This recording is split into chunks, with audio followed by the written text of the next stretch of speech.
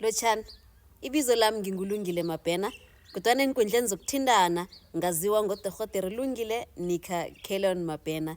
Ngimtlami, ngimtloli, ngingumlaphi wendabuko, a theatre performing artist, an international poet, begodu namhlanje singithi anginazise officially ukuthi I am a writer, an editor and a translator welimi lesindebele ku-Wikipedia.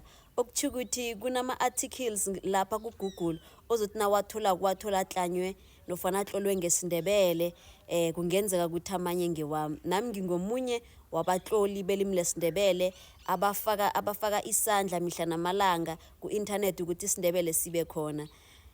Ngingaphasi kwe-project nasi bathi SWIP, which is Sadila, Wikipedia and Pencil. Ngiyathokoza kini noke. Ngiba ukuthi ningakhohlwa ukusubscribe ku-YouTube, i-channel ithi Ikesi Yakwandu. Thokoze khulu.